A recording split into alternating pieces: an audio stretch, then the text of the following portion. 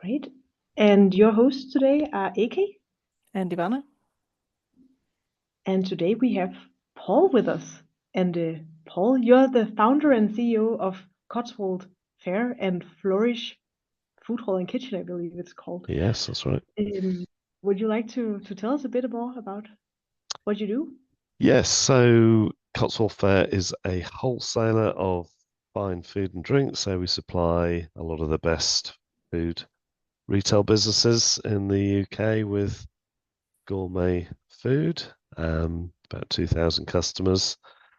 And then Flourish, so Cotswold Fayre has been going for 25 years this year, actually. It's our silver jubilee.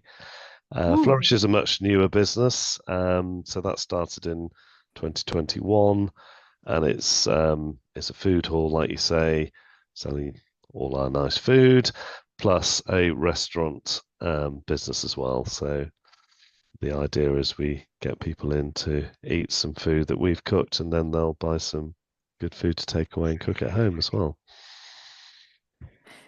That is awesome. That sounds And amazing. Paul, can you tell us more about what your CEO stands for?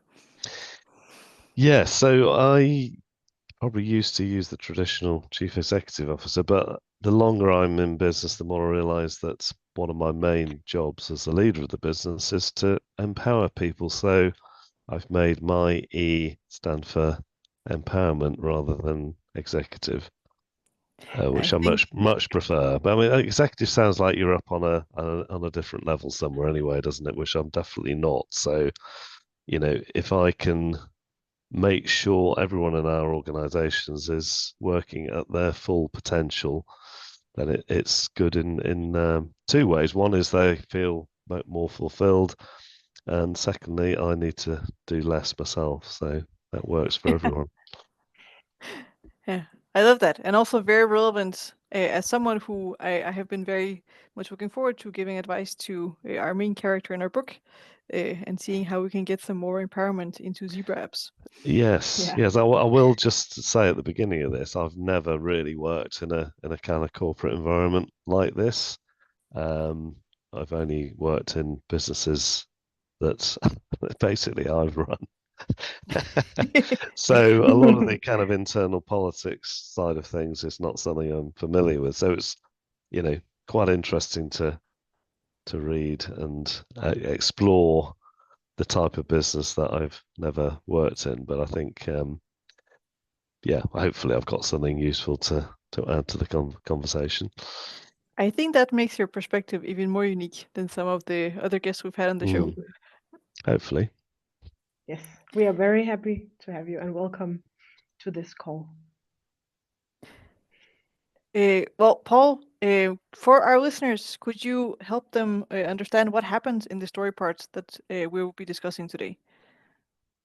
Yeah, so obviously there's been a lot before this story, and I've got a glimpse from reading the previous chapters about the culture of the business, and some of which is to be applauded, but most of which isn't. This particular chapter is probably more about delivering good service to customers rather than anything else. So it seems to me that the main challenge in this part of the story is the lack of a cohesive approach by the engineering department to customers.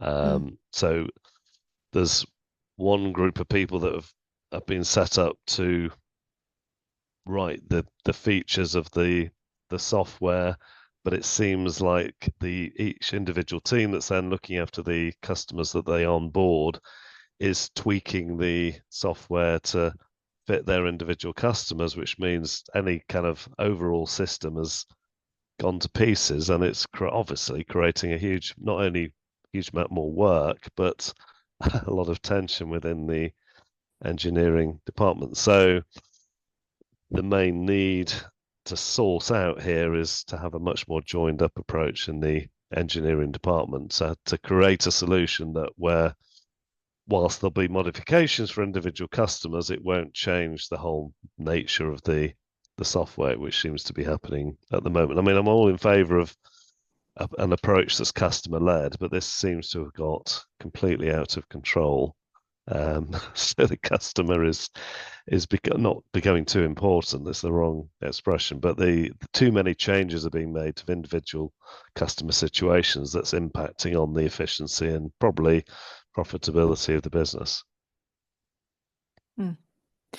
And why do you think that that has happened? Isn't a customer focus always a good thing? Yeah, well, yeah, I was thinking about this in the context of our business actually. So I think it's not a massively unusual situation, but it's quite often your approach as you grow as a company has to change, and you have to become a bit more systemized as time goes on. Because in fact, I had a discussion earlier today with one of my leaders about what we had 5 years ago in this business was good for the time, but it's not. Some of it's not working now. So whilst their approach may have worked when they were much smaller and had far fewer customers, as any organization gets larger, there has to be an element of systemizing and putting in, more KPIs and writing processes down and stuff like that, which doesn't really seem to be happening here. Yeah, and I'm wondering, when you were reading this, were there any specific lenses that you applied to understand what's happening, or any theories or frameworks that came to mind? Well, I mean, software engineering isn't an area I'm particularly familiar with, although my son is a computer programmer, so I'll find out a bit from him. But um, there's having a core way you do things. So that again, there's something we're thinking about here. We have a Cotswold Fayre way of doing things, which the core of which should stay the same, whatever situation we're dealing with. So we deal with ambient, chilled, frozen products to all sorts of different types of customers, but there should be a central core of the way we do things that stays the same. And then around that, you can have variations depending on particular customer individual situations. So from my limited knowledge, what really needs to happen here is the core needs to become stronger. And there has to be, this is the way we do things around here. And yes, you can do stuff around the edges to tweak things and tailor things to individual customer needs, but you can't change this middle bit, which has to stay the same. So from my layman's knowledge, that's what I would say needs to be a bit more reinforced. The engineering team, if we want to call it that, doesn't really seem to be a team. It seems to be loads of individual different teams working against each other to some extent. So that's why there's a problem here. I think the way I that you think describe it makes a lot of sense. 100% agree. And I'm curious, now you say that the central core of how we work, that should be something that's like static. Who do you think can define that? Is that the leader of the company, or is that something which is just defined by the teams, or who should be involved in that? There does. I mean, that, who am I to say in terms of because there isn't too much about Natalie in the stuff I read, but it does seem like there's an absence of leadership and culture setting across the whole business, and she doesn't seem to be setting the tone as much as I would expect myself to be. For example, if I was leading the business, we hear that she's flying off trying to do deals with the Russians. So maybe she's not there that much. I don't know. Maybe she was heavily involved at the beginning, and as the company's got bigger, she's. I mean, there was some talk about them wanting to be more bringing in managing teams into the business, and they brought, I can't remember who it was. Perhaps you can tell me. They brought someone into the business to try and make that happen. But without the the cultural piece being set. I don't think so. I mean, I'm all in favour of self-managing teams actually, and it's something we're trying to do here. But without that core kind of leadership and culture initiative, then it's gonna struggle to work properly. Excuse me. Sorry about that. You can I edit think that bit out. it's an important point that the leader can set the tone and the culture. I would be curious from your experience, how can a leader do that? By being present is one reason. So, we have a thing here where everyone has to be in the office 2 days a week, and I'm generally here more than that myself. So I get to see everyone. It is harder with more people working at home these days than it used to be. I mean, we've done it here by realizing that actually even everyone coming in 2 days a week, sometimes there were people that weren't seeing each other ever. Because if you work Monday and Thursday and someone else works Tuesday and Wednesday, you don't see them. So we have one day a month where everyone has to be in this building I'm in at the moment. And for that day, we always have a longer team meeting. We always have a team meeting on a Tuesday anyway, but for that day, we have a much longer meeting, and any kind of important things that need to be said are said. But we also make it a day of fun as well, so people don't have to work that day if they don't want to. I mean, most people do, but there's freedom for people to talk to each other and get to know each other and stuff like that, which I think is really helpful in terms of us knowing who we are a bit more. And I think there's a need for that at Zebra Apps. That it's not. I don't think it's clear what I mean, again, probably was at the beginning, but I don't think it's that clear what the purpose of the business has been. That doesn't come through in the story anyway, which makes it very difficult then for people to be lined up and all facing in the same direction, which they're clearly not in this business. I really like your point about being present and showing up, and I think that what we've seen previously in the story before this section is that Natalie has her own office, and I think that she spends a lot of time in her own office and spends a lot of time in meetings. So I think it's good advice for her to maybe come out of that office and spend some more time with the people. I don't even have my own desk. Yeah. So That's brilliant. only people who are here every day of the week, and there are some who just don't want to work at home. That's fine. So they get a desk, but anyone else doesn't get a desk. And also at the retail business, I don't have. I'm only there 1 day a week, so I definitely don't get a desk there. So I just find a space, which is good, because it then means you're sitting next to people that you weren't sitting next to the previous week. So yeah, no, definitely. I'm not a fan of. We don't have any closed offices here. It's a bit old school, isn't it? It's lovely. I think that makes a lot of sense. When you are in on a Tuesday, how do you make sure that people do have time to interact and have fun? So there's something that's organized that's fun. Yeah. So which normally involves food for us, because we're a food business. But it should for every. I mean, the word company, by the way, literally means with bread. Oh, I love Con pane. That's where the word comes from. So I had no idea. Yeah. So the people who eat together generally stay together. So yeah, it always involves food. Sometimes it involves going for a walk, maybe, or occasionally we get people in to do massages and things like that. So there's something there that isn't work, definitely, which is always good.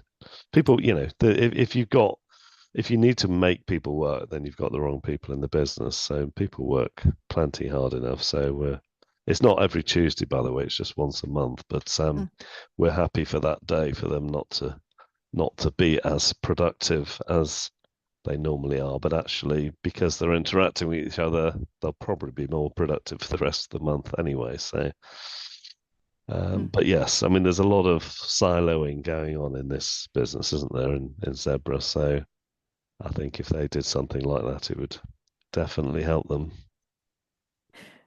I would tend to agree. Going back to the culture setting part, I will be very cheeky and ask you, what is culture and how can it be set? I'm doing a workshop on this tomorrow, so Really? I was thinking about Opportunity. this earlier. I think, okay, so my definition, and there's probably loads, but my definition would be that a lot of what people see in the business is the outward stuff, i.e., what products you're making or what service you're delivering. The culture is more the inner stuff, which isn't necessarily visible, but it's just and it's created by habits, so and values and stuff like that. So it's more the internal side of the company. It's a bit like I said earlier, but this is how we do things around here, which might be different to how they do things at that other company down the road. But this is how we do. So give you an example. So there's some habits we have that are rigorously enforced, which is one of them is in our meetings we never talk about numbers first. So we always there's always stuff on people and maybe planet before we ever talk about numbers, particularly people. So if every meeting you come to in a business is always about the numbers first, then people think, well, I'm not as important as the numbers, when actually they are, because they make the numbers happen. So we always talk about people before we talk about numbers, because people need to feel they're important in a business. It's a community. I mean, any workplace is a community, isn't it? So then they need to feel they're important. And they're far more important than numbers. But if you look after the people well and they feel important, then your numbers are probably going to be pretty good as well. But if you you can't do it the other way around, 'cause it just doesn't work. So yeah. I think that's a great example of a very concrete behavioral concrete behavior you can do to reinforce a culture of people first. Very simple but very impactful. Yeah. It seems to Yeah. never talk about numbers. Another one, we always have a check-in at the start of our meetings. So normally either some silence or some breath work, and then people go around the room and just say how they're feeling on that particular day. Again, it's making, that you're not a cog in the machine, you're a human being and you're important. And we want to, if you're having a bad day, please tell us. If you're having a good day, also please tell us, because it'll cheer the rest of us up. Yeah, So, yeah. absolutely. So you said you're doing a workshop. I really like that you're actively working with this. What is the workshop about, if you can share? Well, the title of it is putting the heart and soul into business. So it's when I get invited to speak to other CEOs. So it's just a small group of 12 other business leaders, and I've never met any of them before, and they'll all be at different places. But hopefully, I'll help them put a bit more heart and soul into their own businesses by this time tomorrow. That's amazing. If we look closer at the story part, Yeah. we had the situation where Marie, who is the head of HR development, takes on a job with engineering, where she tries to work through some of the issues that this team experiences. And as we were warming up, you asked an excellent question of, was this her choice, or did someone ask her to do this? And we kind of spoke shortly about that. Someone suggested that she do this, but and she obviously did it. And my question to you is, how do roles change and adapt in organizations? Organically, through a structured approach, and kind of, is there a trade-off that needs to be made between formal changes and informal changes? Mm. I mean, the positive thing here is that she was herself felt she had permission to go and do that, or B, the organisation gave her the freedom to do that. I mean, I'm actually not a massive fan of HR departments. Probably should have said that before I agreed to do the podcast. But the trouble with HR departments is that it absolves managers and leaders from actually looking after their people properly, and Mm, that's the thing for them to do. Nothing to do with me. No, it's I.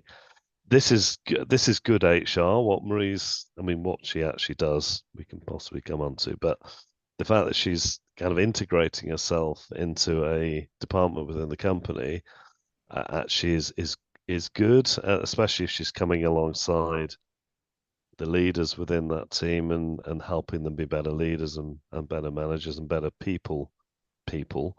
So that's a really big positive, and I think many other companies would benefit if the people who are good at people side were there more as coaches rather than sitting in a separate department and doing all the kind of slightly tedious things that HR departments normally do. So there's lots of negatives in the story, but that for me is probably one of the big positives here, is that she had the freedom to go and do that.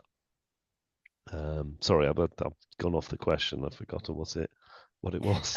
I think Yeah. you are spot on with the question, because it's more about roles evolving from one place to another place, where I think you're absolutely right when it comes to HR, and especially HR development. Here we have some people with skills and knowledge Yeah. about how to develop teams and individuals, and we keep them in one Yes. silo. Yeah. Uh, Yeah. and Marie's actually like going through that barrier and applying her skills where they're needed Yeah. within engineering. Yeah. And that's, I think, in the way many businesses need to go, is for the leaders within the business to become coaches rather than managers. Hmm. And that's how you get those self-managing teams. The leadership of those are coaches. They're not people who are telling people what to do. It's the Hmm. opposite of that. They're saying, you get along, you get on with what you're doing the way you think to do it, and then I'll be alongside you to support you. And if you want to come to me and have help with certain decisions, then I'm here for you. But the very hierarchical type leadership is definitely a thing of the past. Well, it isn't a thing of the past, but it needs to be. So more businesses need to be, freeing up people like Marie to act as more of a coach than a kind of HR person, definitely. Then the other, I, yeah, go ahead. sorry, just I have a quick follow-up question on the self-organizing teams part, because you say that so one aspect is obviously the leadership's behavior and focus on coaching more than managing. Are there any other structural things that could set a team up for success to be self-organizing? Well, there's a very well-known book on all this by Frederic Laloux. So he would say three things: self-managing teams, clear purpose, for the company, but then people's individual purpose is aligned with the company purpose. And then the other thing would be personal development, where the company is making space and time and committing resources to help people with stuff from their past which isn't helping them in the future. So it's something we've done quite a bit of here, and no doubt need to do more. But we have spent quite a lot of money on sending people on courses to help them move forward in their lives, and sometimes that can get slightly messy, and the stuff people are dealing with things from the past, but they generally come out of it as more more able to reach their full potential. So yeah, they're the other two things here. I think that's a very important point when we talk about these teams that are able to self-organize and self-manage. In my experience, at least, it also depends heavily on the individual growth of each person in the team. There needs to be some sort of at least orientation towards improvement, or trying to understand, trying to improve oneself, and I guess also just basically admitting that one can be wrong. In your view, how does team development and personal development, how do they coincide? Well, there's a lot of egos in this business, isn't there? So it requires some level of commitment to be vulnerable, I guess, in a team environment, and also be prepared to be wrong sometimes.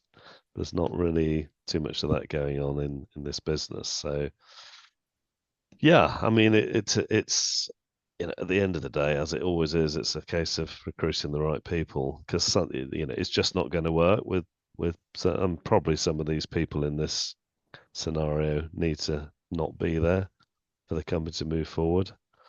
But yeah, there's a basic level of teamwork which isn't happening here, which means that people, there's people need to change. So there should be some, if I was Natalie, I would probably get people together to talk about some of this stuff, and it might be new to some of them, depends where they come from, which other businesses, but to just introduce some of these subject areas, and it's blurring the division between life and work, isn't it? I think back in the day there was people who came to work and they acted in a certain persona at work, and then maybe a completely different person at home. Well, it's not really like that anymore, and we would encourage people to be their true selves at work, which again can get a bit messy from time to time, but it's good because you actually achieve a lot more if people are themselves rather than trying to act out a character. So yeah, there's all sorts of ways of dealing with that, but and we're very much still learning ourselves, but there's clearly a lot of work that needs to be done in this business. Absolutely. Sorry, Ivana, I think I interrupted you before. No, that's okay. Do you have a question now? No, I wanted to give the word back to you if you wanted to ask your original question from 5 minutes ago. I can't remember either. Yeah. Well, I do have a question about another topic that we see in this part of the story. One is very much about the team development, and then the other one is about the revenue structure of the product itself. And my question to you is, what follows what?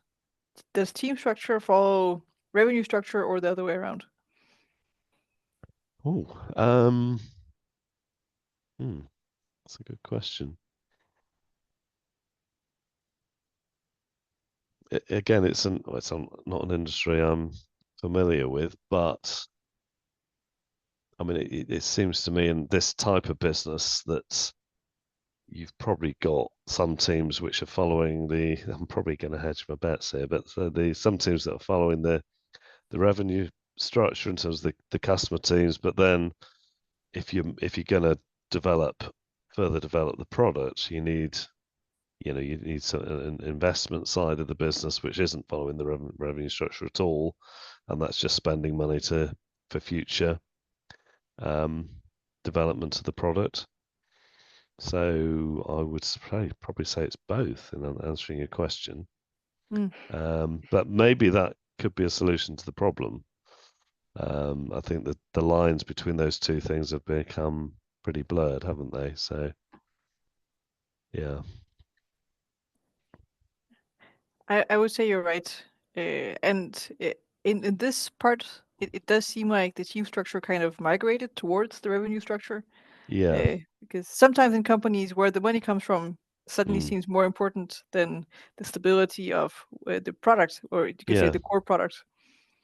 Yeah, and it, clearly from other things we find out, then there seems to be a bit of a cash issue in the business. So you could understand why they might have migrated towards, and taken people out of the future side of the business and put them all into the, more day-to-day side of the business. So yeah, they definitely need some investment from somewhere, but probably not Russia. Well, especially not when some of the context in this book is the war in Ukraine, and that does impact many of the characters in the story as we go along. Yeah. Maybe a tangential question: have global conflicts impacted your business? Currently, yes. There's some products we're not getting because of the problems in the Suez Canal at the moment. In fact, there's 2 new brands that we can't get at the moment. One's from Jordan, so it's right in that part of the world. And then we did, we had an interesting, talking of Russia and Ukraine, we had a interesting situation at the start of the war. So we have quite a few customers who are in the quick commerce sector, it's where you order on an app and get the products delivered in 10 minutes on a moped. So we had one of those businesses we were supplying I don't think we knew until either just after the war started, but it was actually Russian owned. So we made it was a difficult decision because the UK side of the business, we knew the people there, and we absolutely knew they were anti the war. But we weren't, we couldn't say the same about the investors of the business. So we made a decision not to supply them anymore, and not just us, but a few other companies who were supplying them made the same independent decision, and as a result, they stopped trading. But it was it was a difficult one because on one side we knew the people that we knew were probably going to lose their jobs because of that decision, but at the same time we couldn't take the risk of continuing to supply them. So I would be really, if you'd asked me that question 5 years ago, I would have thought it would never impact this small business, food business in the UK. But yeah, it was, it did. And I guess as time goes on, I think we're probably going to see more and more of those kind of difficult decisions. Yeah, it's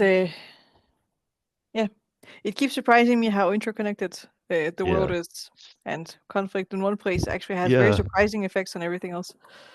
I think, and again, I think that COVID has probably made us all realize that a little bit more. I don't know if a situation, a food market in Wuhan, in effect, impacted the whole world. It just shows how interconnected we all are, doesn't it? Yeah.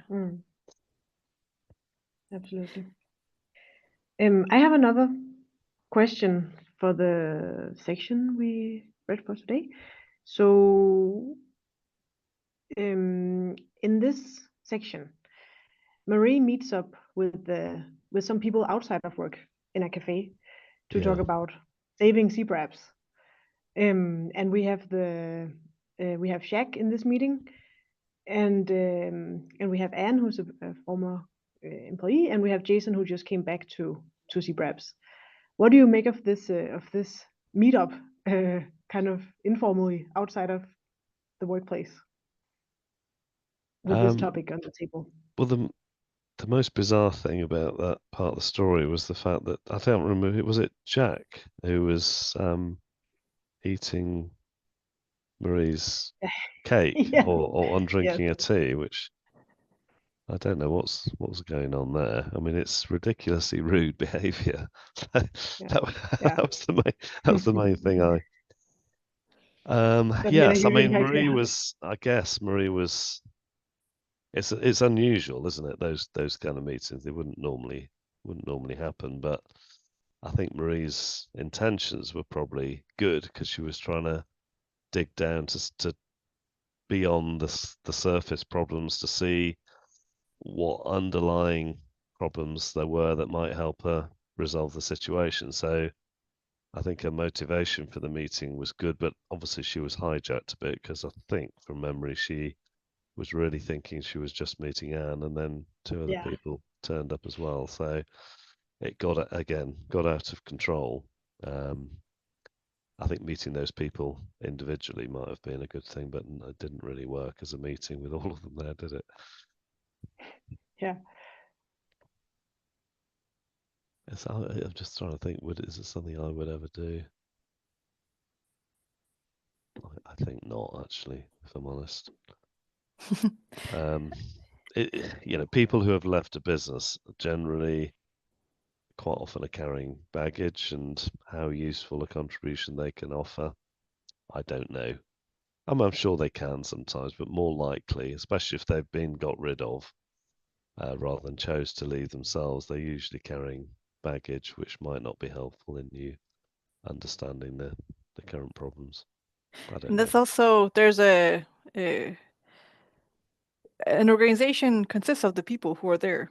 So once people leave, the Yeah, organization also changes. So one, as an employee who is no longer in a company, may have valuable perspectives about the past, but it is hard to imagine how they yeah, can have great contributions about the future. yeah, exactly. Yeah, because they're not Mm. invested in the future, are they? Mm. Yeah. But this group seems very invested in the future, without necessarily being a part of the organization. Yeah, I mean, I suspect what's going on here. I think this is probably a really good, healthy business when it starts off. So there's probably quite a lot of loyalty there from certain people, and they're probably upset about the direction that it's gone in, and Mm-hmm. probably they may like to help get it back to what it was, but whether that's possible or not, I don't know. We'll have to wait and see how the story unfolds, I guess. Mm. And that is the perfect segue to the next question, and the question we always ask our guests in the end. And that is, what do you hope happens next in the story? Well, one thing we kind of talked about, I hope Natalie realizes that she probably needs to get more involved in her own company again. I mean, Mm. I kind of believe in something called founder energy.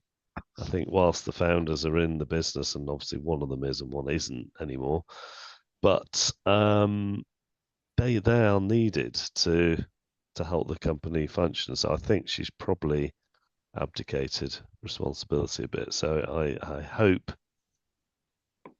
there's probably some things only she can do to help turn this situation around. Mm. Um, and I hope also that the model that Marie has used, and whilst it's not 100% worked yet, I obviously hope she can help organize the engineers to work more functionally and more productively, and perhaps that could then be a model they could take into other parts of the business, and it might be a route to the self-managing model that we hope they get to. And we don't hear a lot about the other teams in the business, but obviously must be other departments that we could operate a similar model Mm. and help move the whole business forward. So yeah, The other thing, just as a kind of sideline, but it was an interesting snippet. The obviously the function of the accounts team seems really healthy. The fact that they can be allocated a pot of money and work out themselves the salaries they should all be on, I think that's something that possibly could be developed a bit further. It's something I've thought about here. We haven't actually done it yet because it's slightly scary, that kind of Yes. thing. But Yeah. if you've got the right people, it can work. So that could be a model to develop as the story continues to unfold in other departments. That's a great point, and also interesting that the finance department were the ones who figured out that self-management and Yeah. transparency was the way to go. Yeah, we did do it here. We had a cost of living bonus, so we allocated a pot of money to each team, and then the way some of the team leaders dealt with that was to basically put people in a room and let them sort it out themselves according to need. It didn't really work, if I'm honest. It did in some areas, but it didn't in others. So it goes back to the other areas we talked about earlier about people's vulnerability and compassion and stuff like that. So But it's great to experiment with things like this. yeah. You tried it, and yeah, it's good. yeah. Well, Paul, if our listeners have follow-up questions to you or want to learn more about yourself or any of your businesses, where can they find you? The easiest way is just to use my name, paulhargreaves.co.uk, and email paul@paulhargreaves.co.uk, or I'm on LinkedIn as Paul W. Hargreaves. So look forward to hearing from your listeners. Awesome. This was a pleasure, and thank you for helping us chew through this piece of the story and understand some of the dynamics in it. I enjoyed it. Yeah. Thanks for having me. Thank you so much.